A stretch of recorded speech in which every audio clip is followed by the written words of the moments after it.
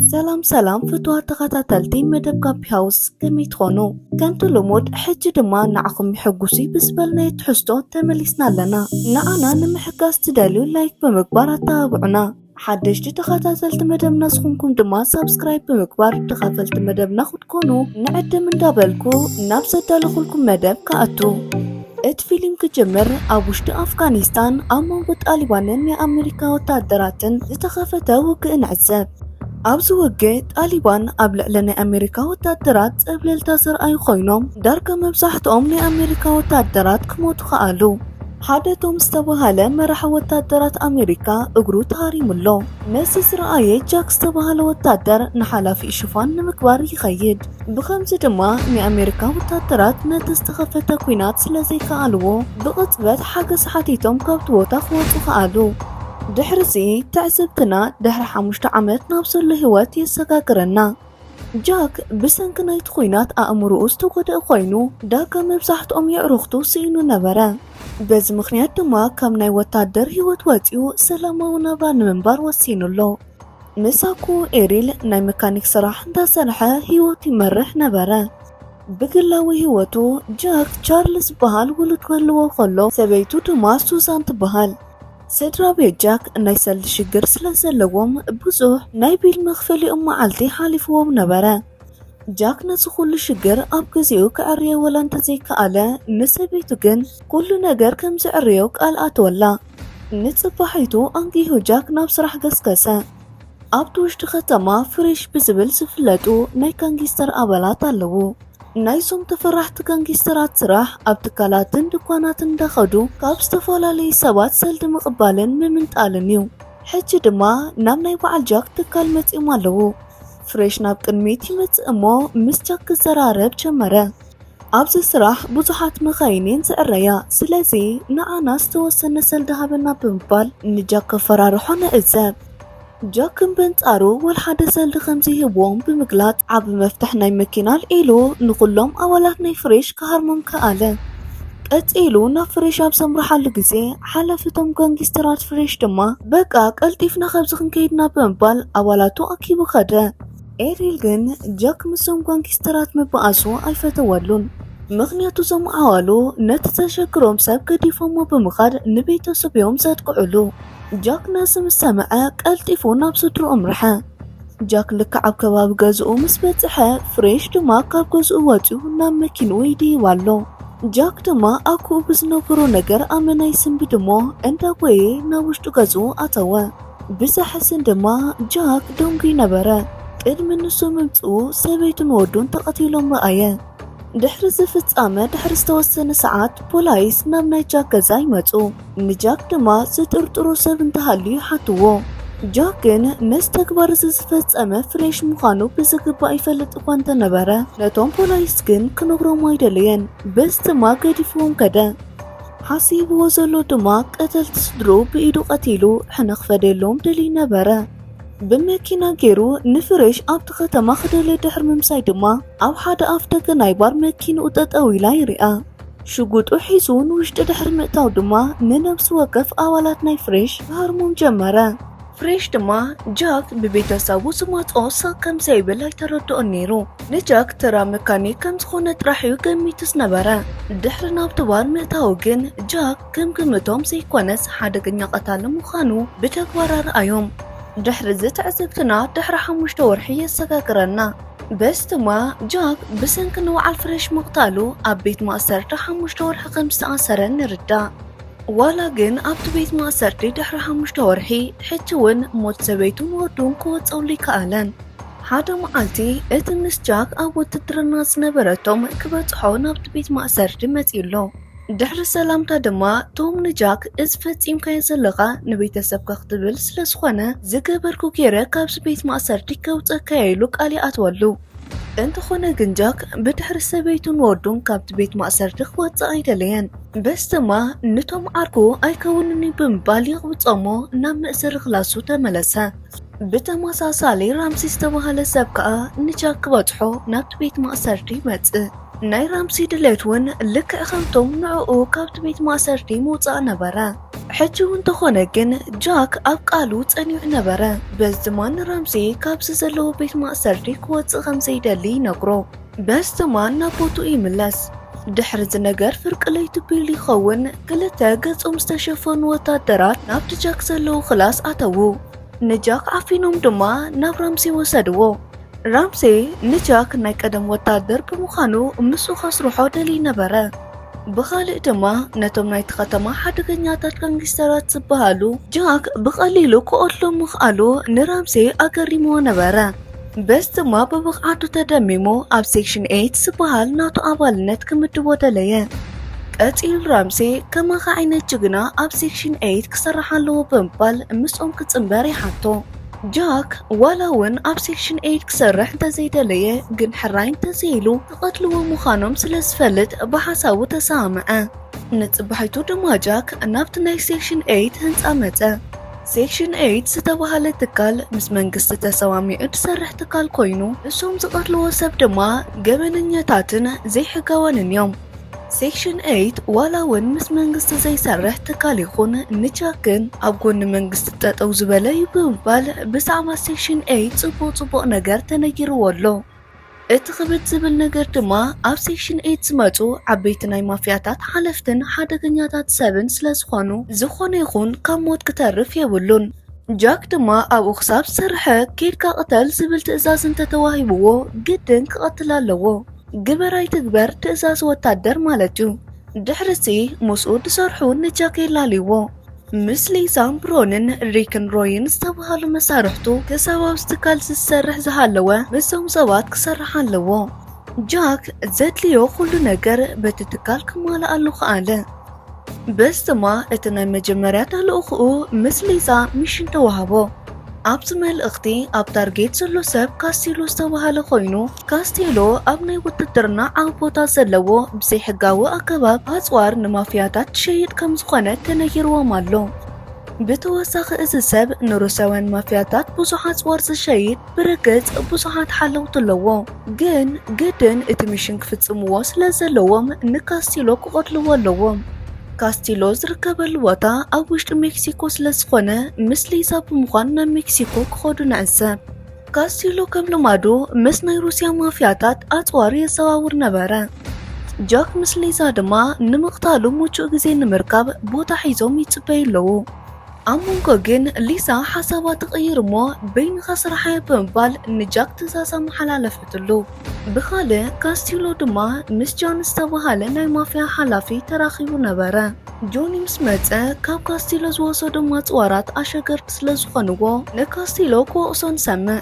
ካስቴሎ ግን ብዙሓት ማፍያታት ካብ ኣፅዋር ይገዝኡ ስለ ዝነበሩ ንጆኒ እንተዘይደልዩ ግዜ ከየድፍኣሉ ክኸይድ ይነግሮ። ክልቲኦም ከምዚ እንዳተዘራረቡ ከለዉ ኣብ መንጎ ድምፂ ተኹሲ ተሰምዐ። ክልቲኦም ኣብ ክትዕ ስለ ዝነበሩ ነፍሲ ወከፎም ኣብ ጥርጣረ ኣተዉ። ኣባላት ካስቴሎ ብኣባላት ናይ ጆኒ ከይቅተሉ ኣብ ተጠንቀቕ ክኾኑ ከለዉ ኣባላት ናይ ጆኒ እውን ኣብ ተዳሉ ነበሩ። በዚ ድማ መንጎ ክልቲኦም ናይ መንቀደመ ተኹሲ ተኸፈተ። ድሕሪ ዝተወሰነ ድማ ክልቲኦም ኣባላት ነንባዕሎም ምስ ተዋድኡ ጃክ መፅእ ንዕዘብ። ጃክ ግድን ንካስቴሎ ክቐትሎ ስለ ዘለዎ ንዑ ቀቲሉ ፋይሉ ሒዙ ተመለሰ። እቲ ዘገርም ግን በዚ ስርሒት እዚ ራምዚ ሕጉስ ኣይነበረን። ምክንያቱ ድማ ዋላ እኳ ጃክ ንካስቴሎ ብጭካነ ቀቲልዎ እንተመፀ ኣብቲ ቦታ ግን ንኽልተ ዋልድ ብሂወት ክፀንሓ ኣፍቂድለን ነበረ። ጃክ ድማ እተን ኣዋልድ ሰላማዊ ሰባት ስለ ዝኾና ንዐአን ከም ዘይቀተለንን ማዕረ ክንዲ ዝጭካነ ከም ዘይብሉን ንሓላፊኡ ራምዚ የረድኦ። ራምዚ ድማ በዚ ሓሪቑ ሊዮናርዶ ናብ ዝተባሃለ ሰብ ደወለ። ሊዮናርዶ ካብቶም ኣለዉ ዝበሃሉ ቅንጻል እዩ። ንዝኾነ ኣካል ቅተል እንተተባሂሉ ምሕረት ገይሩ ይፈልጥን። ስለዚ እዘን ብሂወት ዝገደፍን ኣዋልድ ብናይ ራምዚ ትእዛዝ ሊዮናርዶ ከቃብፀን ከኣለ። ድሕሪ ጃክ ናብቲ ሴክሽን 8 ዘቕረበሉ ጽፉፍ ኣፓርታማ ክኣቱ ንዕዘብ። እቲ ገዛ ጽቡቕን ዓብን ኮይኑ ኣብ ውሽጡ ድማ ጃክ ኣብ እዋን ገድሊ ዝተሰኣሎ ስእሊ ተሰቒሉሉ ነበረ። ኣብቲ ግዜ እቲ ኩሎም ወታደራት ኣሜሪካ ስለ ዝመቱ ብሂወት ዝተረፉ ንሱን ቶምን ጥራሕዮም። ሴክሽን 8 ብኸመይ ነዞም ስእልታት ክረኽብዎም ከም ዝኸኣሉ ክርድኦ ኣይከኣለን።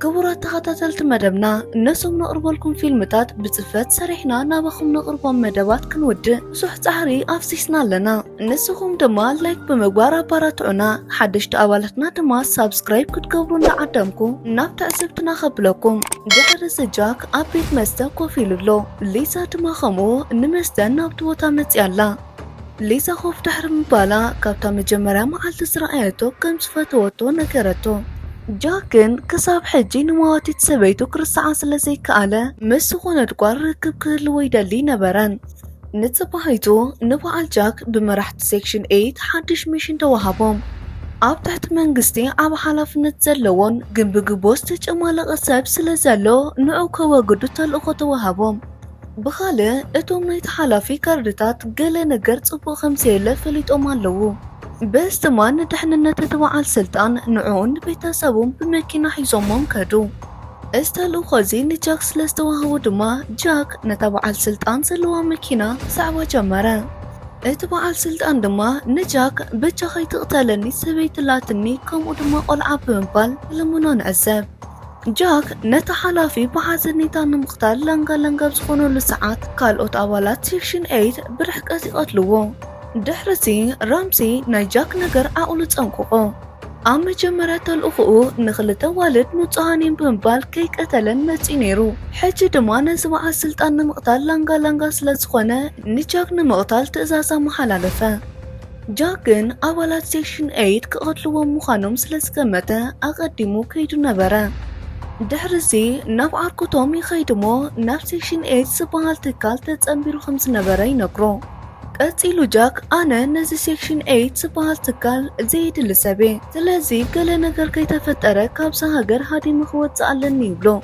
كاب عركتهم استوسنا جنزبن أركن دحر مقبال دما كخيدنا الزبو رامسي دما كساب حجي جاك بيوات سلسلو تجانيقون فريح النبرة مخناتو دما مستيرنا سيكشن 8 كوات سلسخل قدن كموتالوو نز مسرح زنخفت دما اتحاد معالتون تخون أبصرحو تقاقي زيفلت ليوناردو تمرت جاك دما كاب تختم أخوات أبس شبالوس نبرة أوان نايهوردو تشارلي عركوس نبرة أمن قد رخبو اتوان آدما بعال سوزان سبيتون ودون كأوتال خلو أبرحو قويني أساب كمس نبرة ينقرو بس دما سترو فريش بينو كم زيك أتلومن تسليم كدان استخدنو كم سنبارون نجاك بملكة حاويسو يردو أبسك سيكن ليوناردو نجاك نمقتال أبتوطا بتيحو نبرا ليوناردو خالزن دعال أدل كراكب سلازيك الدما ناب جاك كتوكس جمارا جاك أدل كيرو مستوال عكابت إيدناي ليوناردو اخترف كعالا بتتوخس مغنى دما بولايس نابتوطا سلازماتو مس ليوناردو نابتوخس لووت آتاوو ليوناردو كم كالوت كنتالتي بولايس هاوسمات الأوان إهادمنيو كساب حجي تأثيرو زيفلت ولا كوانتو خنا نسموت بولايس كن كم مقتال دحراي بالنيو كم أمولو دما نتوم سمات بولايس ننفس وقفو ما فانوام جن ليوناردو نتوم كحزوو سموت بولايس كأتيلو خيطة تحازن تخدا نتتالو خو جن كفت سماي كألن بس تما ليوناردو نمجمرا كسي عبتالو خو انكفات قد إمولو جاك دما ناباكو ميكانيك إيريل كسكسا نكو بزعبا مستير سيكشن 8 مس نغورو دما أكو نوطات أو كم زبلن مس أخوينو خلقالو سوم مخانو نجاكي نغرو دحرسي أبالات سيكشن 8 ناو سلسمتو بحنساب مخان كقتلوهم كألو أمو داتاقن برون نجاك شكوتنا قميتنا راس براس نباس بمبالي نغرو